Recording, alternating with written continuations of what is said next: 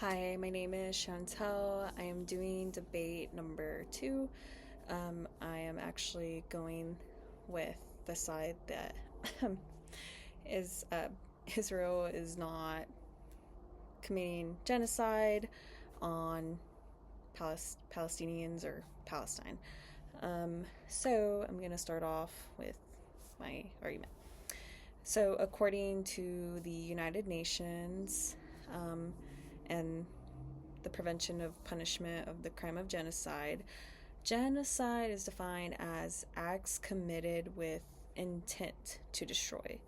In whole or in part, a national, ethnic, or religious group. The key word is intent. Without proven intent to destroy a protected group, actions, however tragic, do not meet the legal definition of genocide. Israel's military operations in Gaza are aimed at eliminating Hamas, a terrorist organization that planned and executed a brutal attack on civilians. The stated and demonstrated objective is to degrade and destroy that armed group's capacity to carry out future atrocities. Not to exterminate Palestinians as an ethnic or religious group. The distinction is really important here, especially under international law. I understand critics will say Israel should not have cut off supplies or closed crossings and that those measures have punished civilians. I agree that humanitarian access is really important, but context matters. These measures were imposed immediately after an unprecedented terrorist attack that killed and took hostage civilians.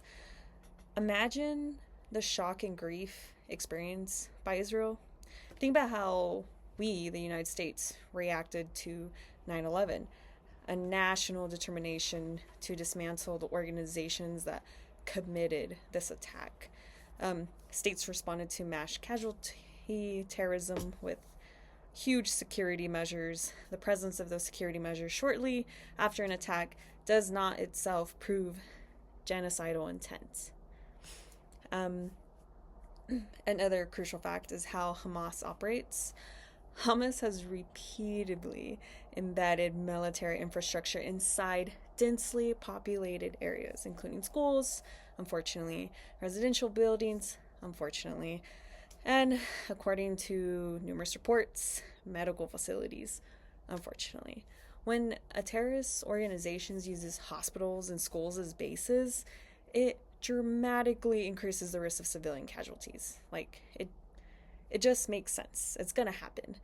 Gaza is one of the most densely populated places on Earth. On top of that, any military campaign, there's gonna be risks of high civilian harm.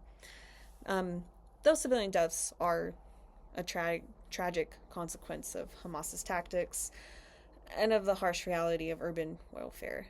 Not proof that Israel intends to destroy Palestinians as a people. I'm sure critics will also point to dehumanizing rhetoric, strong language used to describe Hamas. For example, calling the attackers animals must be read in context. Public statements were directed at the perpetrators and the group responsible for these atrocities, not at the Palestinian population as a whole. Conflating condemnation of a terrorist organization with intent to commit genocide against an entire people is legally and morally just unsound. We must also be careful with the word genocide. It's an extreme legal term with very specific requirements and a heavy historical weight. There are only a small number of events in modern history that courts and are